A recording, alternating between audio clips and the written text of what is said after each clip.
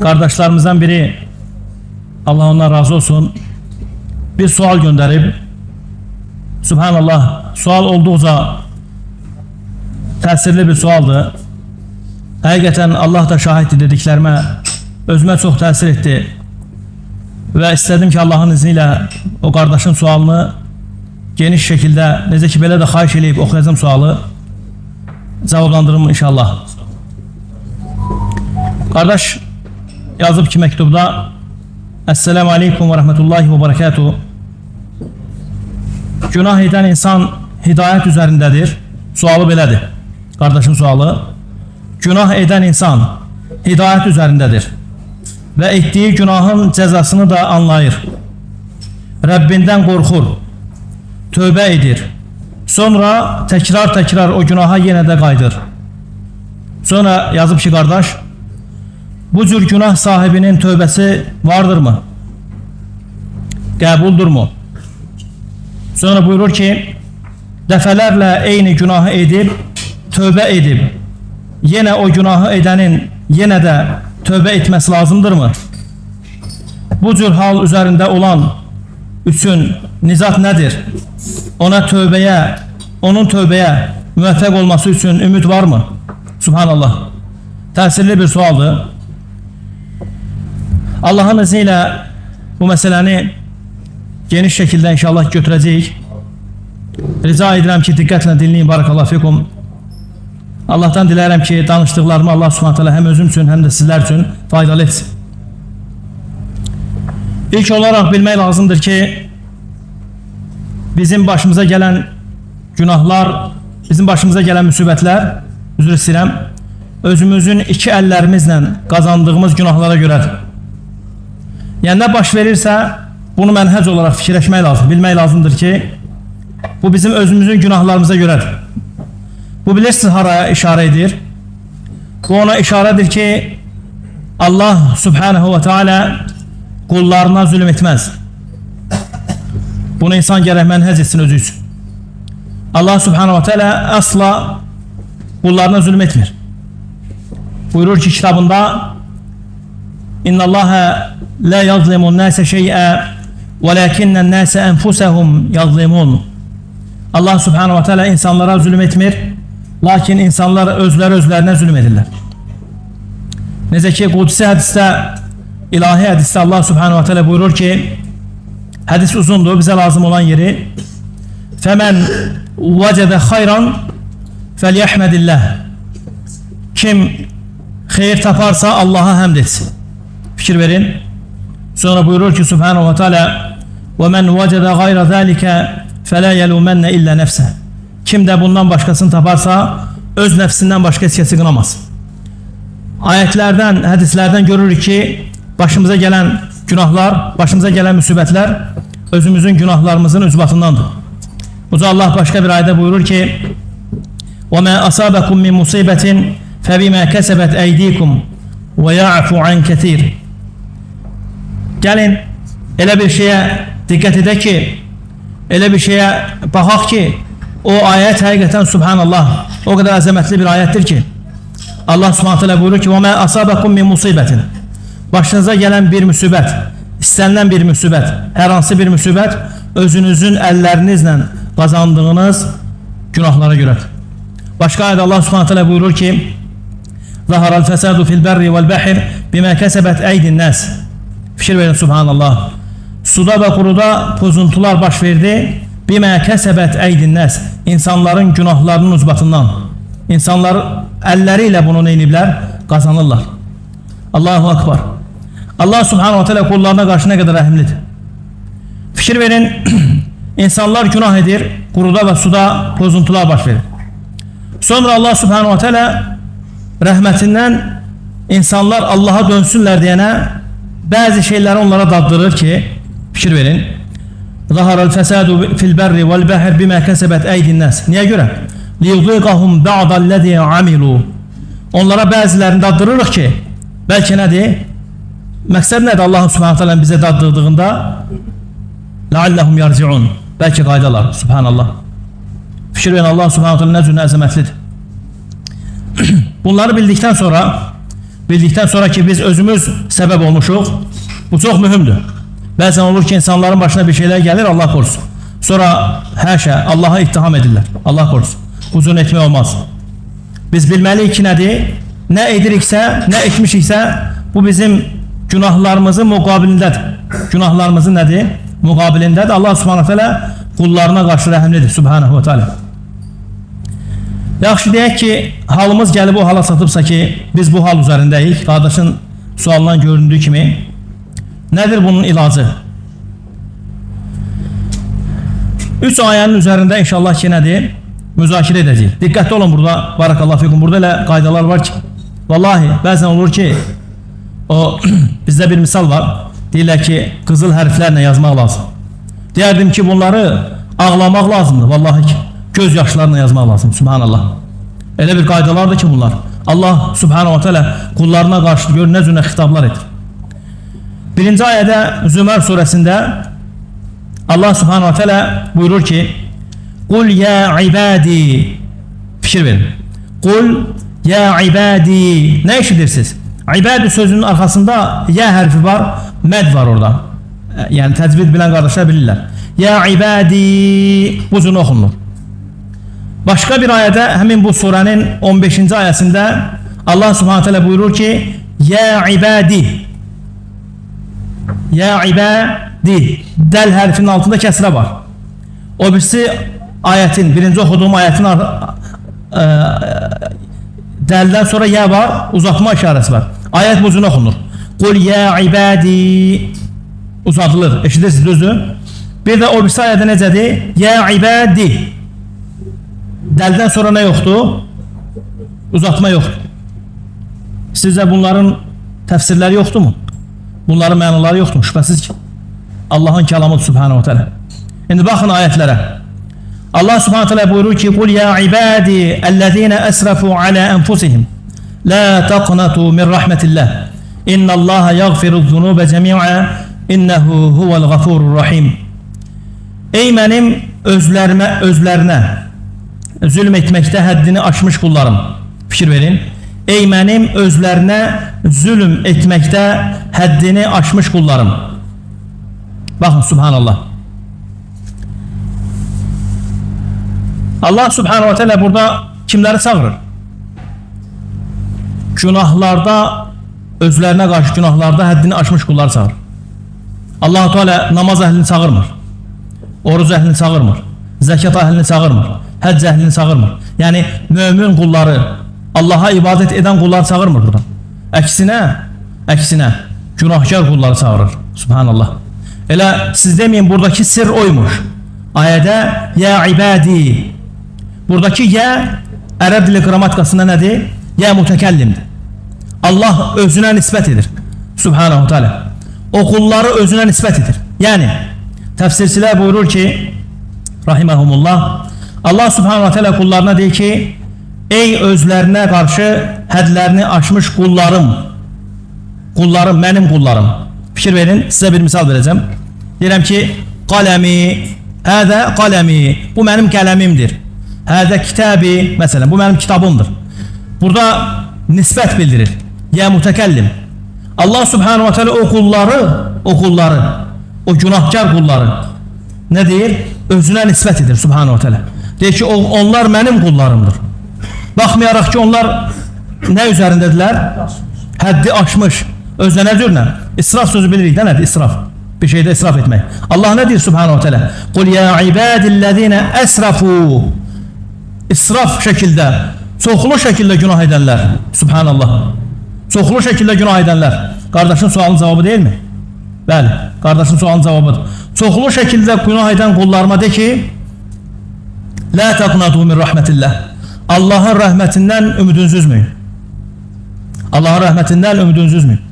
Məhməkən, ne kadar olursa olsun günahlarınız semaya kadar çatsın. Yeter ki siz nedir? Allah'a tövbe edəsiniz. Yeter ki siz Allah'a dönəsiniz. Kul ya ibadiyellezine esrafu. Eve dönerken barakallahu fikum, eve dönerken, evinize qaydarken bu ayeti okuyun ve fikirleş, tefekkür ve tetedbir edin. Zümer suresi 53. ayet. Kul ya ibadiyellezine esrafu. Ey benim özlerine zulm etmekte haddi aşmış kullarım. Başka bir mesele. Birden deyirsiniz ki burada zulüm keçir. Ne demek? İnsan günah eləyəndə özünə zulüm edir. Zulüm üç qismə bölünür. Birinci qism nədir? Allah'a olan zulüm, o şirk. İkinci kısım zulüm, insanla insan arasında olan zulüm.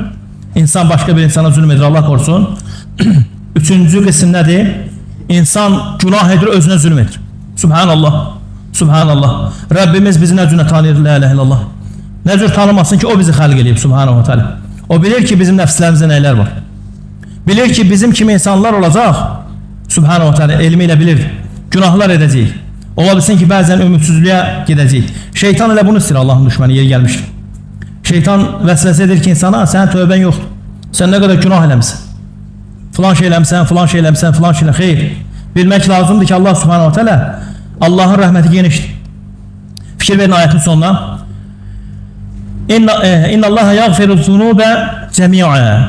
Allah Subhanahu wa ta'ala bütün günahları bağışlar. Bütün günahları. Ne günah olursa olsun. Yəqin olmaq lazımdır, bilmək lazımdır ki insan nə cür Allah'a günah edirsə etsin, yeter ki Allah'a tövbə etsin. Yeter ki nədir? Allah'a tövbə etsin. Başka ayəyə keçməmişdən öncə burada bir fayda var. Onu da zikr edeyim Allah'ın iziyle. Bilirsiniz ki barakallahu fikum bütün günahlar bağışlanır. Yalnız şirkten başka. Kimse bunu okuyarsa bu ayeti fikirləşməsin ki ne günah edirəmsə edim bağışlanacağım. Unutmaq lazım değil ki şirki Allah bağışlamır. Başka ayette Allah Subhanahu wa ta'ala buyurur ki Nisa suresinde İnna Allah la yaghfiru en yushraka bih ve yaghfiru ma dun zalika limen yasha. Allah ona şerik koşanı asla bağışlamaz. Ondan başka günahları istediğine bağışlayar. Bunu fayda için dedim barakallahu fikum. Şüphesiz ki biz ehl-i sünnet ve cemaat olarak bu ayetleri, hadisleri cem etmeliyiz. Dönürük tezden nedir mevzumuza? Başa salabildin mi? Daha doğrusu fikrimi çatdırabildin mi ayetlerin arasında olan fərqi? Yine bağışlanmayla bağlı olan başka bir ayete fikir verin. Allah Subhanahu teala buyurur ki Nebbi ibadi. Ne geldi orada yine? Delden sonra yel geldi. Yine niye göre size? Yine bağışlama var imiş. Nebbi ibadi enni enel gafurur rahim. Kullarıma haber ver ki hakikaten bağışlayanam, rahmedenəm. Kullarıma haber ver ki hakikaten bağışlayanam, rahmedenəm. Ama fikir verin. Ve enne azabi huvel azabul elim. Aynı zamanda da azabım da çok şiddetlidir. Allah korusun. Allah Subhanahu teala'nın bağışlaması var ve bir de ne var? Azabı var. Bu neye göredir? Bu ona göredir ki barakallahu fikum insan arxain olmasın. Ehl-i sünnet vel cemaat cem edir üç şeyi. Korkunu, ümidi, sevgini. Dikkatli olun bura. Xavarizlərdən fərqli olarak xavarizlər həmişə nədir? Qorxu ayətlərini getirirlər. Murciyələr ümid ayətlərini Sufilər və Allah korusun nədir? Sevgini. Ama Əhl-i Sünnə vəl Cemaat nə edir? Üçünü cəm edir. Bir quşa bənzədirlər. Quşun başı var, sağ qənədi, sol qənədi. Bizim halımız bu cür olmalıdır. Allah rəhimlidir Subhanahu wa ta'ala. Bir o kadar da nədir? Əzabı şiddətlidir. Bakın ikinci ayədə dedik ki barakallahu fikum ya ibadi fettekun. Ey kullarım məndən qorxun. İndi gəlin bunların arasında fikirləşək bu ayətlər. Birinci ayədə necə idi? Dedi ki Allah Subhanahu teala kimləri çağırır? Günahkar kulları. Dedi ki namaz əhlini, zikr əhlini, ibadət əhlini çağırmır. O insanlar ki günahkarlardır. Onları çağıranda o kulları özünə nisbət elədi Subhanahu teala. Ama təqvaya çağıranda orada demədi ki ya ibadi. Dedi ki ya ibadi. İkisi de əslində nədir? İkisində də əslində çağırış var. Birinci ayədə olan çağırış bilsin nədir? Buna təfsirçilər nə deyirlər? Rahiməhumullah. Şəfqət çağırışı deyirlər. Şəfiqət çağırışı. Mərhəmət çağırışı. Allah Subhanahu wa ta'ala rəhimlidir, mərhəmətlidir, kullarını bu cürünə çağırır. Başka bir delil var mı? Kimisə Yadınıza düşürmü Kur'an-ı Kerim'den? Bu cür çağırış var Kur'an-ı Kerim'de. Bir peygamberin çağırışı var. Yakınlaştırın.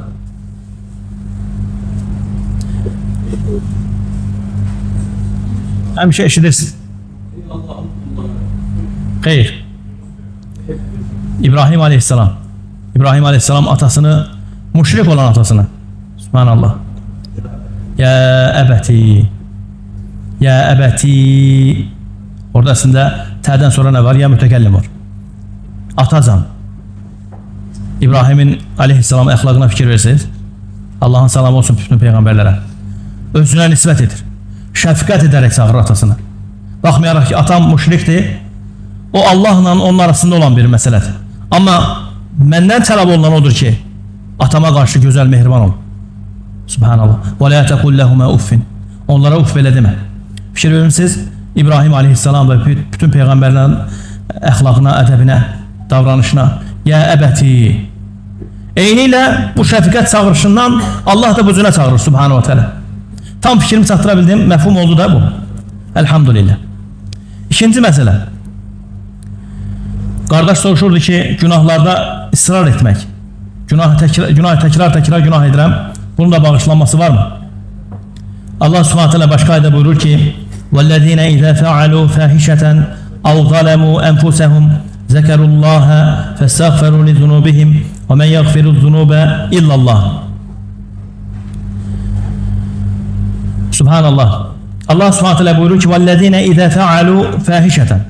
O kesler ki bir fuhuş görerler. اَوْ ظَلَمُوا أَنفُسَهُمْ. Yine ne geldi burada? Öz nefslerine zulmederler. Zulmü niye göre demiştik? İnsan günah ile ne inir? Özüne zulüm inir. Bu hal üzerinde de insan fuhuş bir iş görüp Allah korusun veyahut günah eleyip zekerullah. Allah'ı hatırlayarlar. La ilahe illallah. Zekerullah festağferu li zunubihim. Günahları için Allah'tan bağışlama dilerler. Ve men yagfiru zunube illallah. Allah'tan başka günahlar kim bağışlayabilir? Ve lem yusirru ve hum ya'lemun. Bir şartla ki onlar ettiği günahlarda ısrarlı olmazlar. İsrarla günah etmeye olmaz Allah korusun. Bir günah bize beyan olandan sonra ki bu iş haramdır, bu günah emeldir. Çalışıp ne de ondan uzak durma lazım. Ama kardeşin sualda olduğu için barakallahu fikum, kimdese bu baş veripse hatta bu uzun olsa bile insan terk edebilmir günahı. Nedir? Onu da inşallah ilacı hakkında danışacağım dersin sonunda. Ne edək ki bundan kurtulaq. Ama yine nedir? Hiç vaxt ümid üzmək olmaz. Şeytan Allah'ın düşməni istəyir ki ümidsizlik yaparsın. Bilsin niye göre onun hilesi nedir? Kulu ümitsiz yaparsın, sen günah edirsən, bu kadar günahdan sonra tövbe mi edeceksin? Allah seni bağışlamayacak. İnsan ümitsizliğe gelir, ondan sonra nedir? Onu küfre aparmaq istəyir Allah korusun. Allah hakkında pislenle qərq etmək istəyir. Birden kimse soruşar ki barakallahu fikum, biraz bundan qabaq dediğim kimi, bəs yaxşı bunların ilacı var mı? Biz lütfər olmuşuq günahlara. Nə cür edək ki bu günahlardan xilas olaq? Bu da maraqlı bir sualdır, elə deyil mi? Bu aslında mənim özümdən olan bir sualdır. Allah'a sığınıram. Yəni nə cür edək ki günahlardan xilas olaq? Elə günahlar var ki, xüsusən də biz elə vaxt çatmışıq ki Allah korusun. Günahlar subhanallah. Yəni qaçınılmaz. O cür edək ki en birincisi biz Allah'ın subhanahu wa ta'ala'nın bizi görməsini həmişə gözümüzün qabağına getirməliyik. Dəfələrlə bu vaxtı danışmışıq dərslərdə. En ta'budallaha kenneke terahu. Allah'a ile ibadet et ki onu görmüş. Fe illem tekun terahu fe innehu yarak. Onu bacarmasan bil ki Allah seni görür. Həmişə bunu fikirləşmək lazım. Peygamber sallallahu aleyhi ve sellem Muaz bin Cebel'e ne deyir radıyallahu anh? Muaz bin Cebel kim idi? Bəzən olur ki biz eşidirik ayetləri, hədisləri, onun belə deyək də şərhini bilmirik və yaxud dərinliklərinə gedə bilmirik. Niyə görə Peyğəmbər sallallahu əleyhi və səlləm Muaz'a deyir? Muaz'a deyirsə bəs bizim halımız nədir? Muaz bin Cebel kim idi radiyallahu anh? Sahabə idi. Muaz bin Cebel Peyğəmbər sallallahu əleyhi və səlləm deyir ki, ümmətimin halalını və haramını deyə ondan yaxşı bilən yoxdur. Nə deməkdir? Alim idi Allah. Dağ idi radiyallahu anh. Hatta bəzi rivayətlərdə gəlir ki, qiyamət günü Muaz bin Cebel radiyallahu anh həşr olunacaq 1000 addım atandan sonra alimlər onun ardınca nədir həşr olunacaqlar. alimlərin önündə gedən rəhbər olacaq, sərkərdə olacaq, radiyallahu anh. Niyə görə Peyğəmbər sallallahu aleyhi ve sellem Muazı göndərmişdi Yəmənə? Cavabım bayaq dedik də, Peyğəmbər sallallahu aleyhi ve sellem deyir ki, ümmetimindir, halalını və haramdır, onun kim bilən yoxdur. Alim birisiydi. Burada nəyə işarə var sizcə? Kim tapar? Bismillah. Elm yaymağa gedəndə, dəvət etməyə gedəndə nə etmək lazım? Necə insanlar getməlidir? Bilən adamlar. Çatdı da fikrimsə.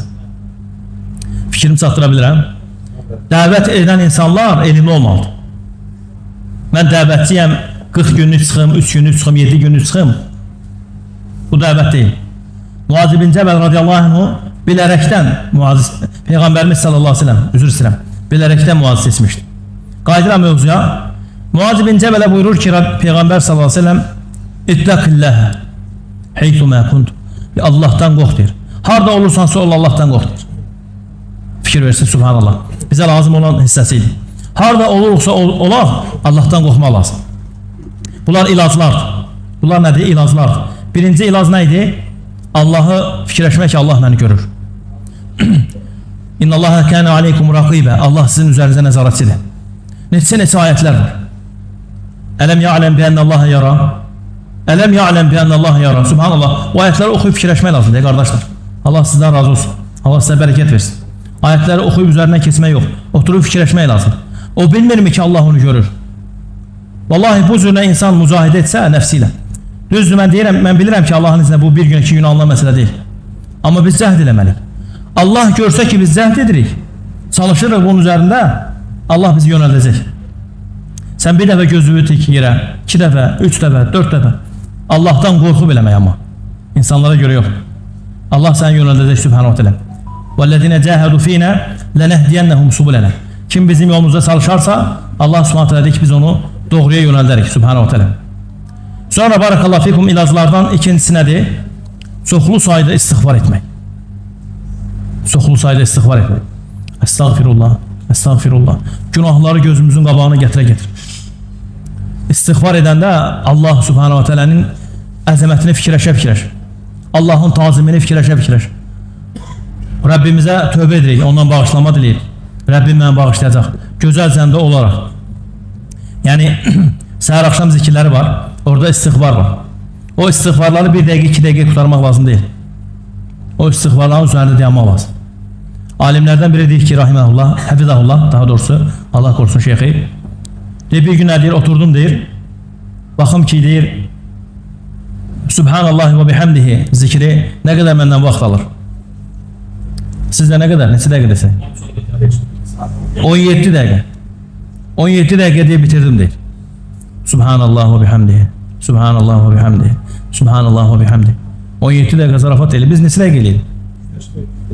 Biz də barakallahu fikum bu şeylərdən ibrət almalıyıq. Estağfirullah. Estağfirullah. Estağfirullah.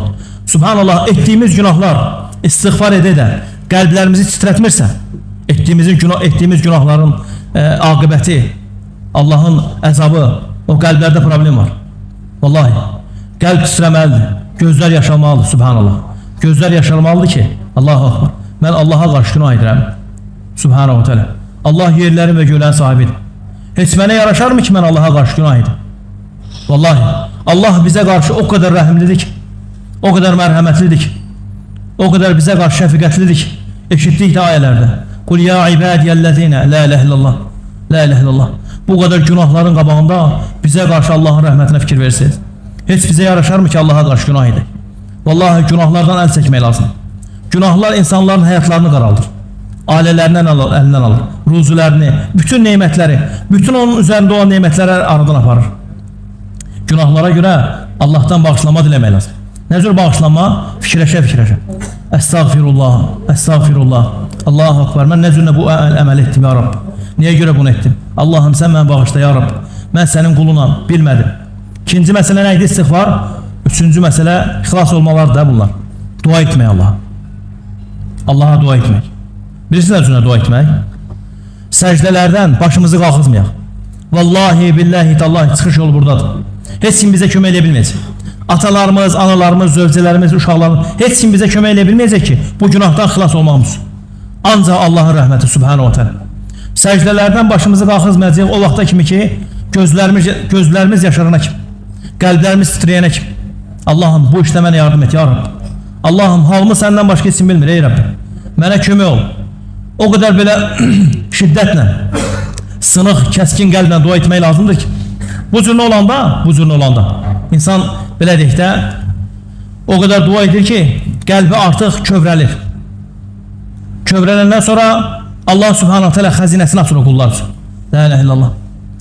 Biz də rahat şəkildə giririk Allahın xəzinəsinə, istədiyimizi götürürük. Allah'tan istədiyimizə nail oluruq. Allahım, mənə yardım et, ya Rabbi. Səcdələrimizdə vallahi, gecə gündüz. Allahım, bu günahdan əl çəkməyə mənə kömək ol. Nə dedik, barakallahu fikum? Birinci necə idi? Allah bizi görür, əhsən. İstiğfar etmək, dua etmək. Dördüncüsü, barakallahu fikum, salih dostlar, salih kardeşler. Çalışmaq lazımdır ki, tək qalmağa, yəni ölgəşməyək. Adət eləməyək ki, tək qalmağa. Hətta yaxın bir yerə gedəndə Muhammed Əmin Şinqit rahiməhullahın tələbələrindən biri danışırdı. Deyir ki, şeyximiz deyir bizi belə tərbiyələndirirdi. Tələbələrinə deyirmiş ki, hətta bazara gedəndə belə yaxın bir yerdir. Çalışın iki tələbə, üç tələbə bir yerdə gedin. Çalışın tək etmeyin. Salih dostlar, salih kardeşler yardım edir Allah'ın izniyle. Səbəb olur da, səbəb olur. Hər hansı bir günah etmək istəyəndə heç olmaz belə örgəşək. Birbaşa örgəşə bilmirik ki, tək olanda Allah bizi görür, heç olmaz. Belə örgəşək ki, qardaşdır. Mənim yanımda olan qardaşdır. Bu zünədə örgəşmək nədir? Yavaş-yavaş bizi ara aparacaq. Allah məni görür təklikdə olanda da Allah'tan qorxmağa aparacaq. Salih dostlar, salih kardeşler, həmişə onlarla bir yerdə olmaq, onlarla bir yerdə oturmaq, həmişə nədir? Çalışıb elə insanlarla bir yerdə olmaq. O zaman Allah'tan dilərəm ki, Allah subhanahu teala eşitdiklərimizi bizim üçün faydalı etsin. Allah subhanahu teala bizi Allah'tan qorxanlardan etsin. Ve Allah subhanahu teala bizi sözlərimizdə və əməllərimizdə ixlaslı olan qullardan etsin. Subhanakallahumma bihamdik, eşhedü en la ilahe illa ente, estağfiruka ve etûbü ileyk.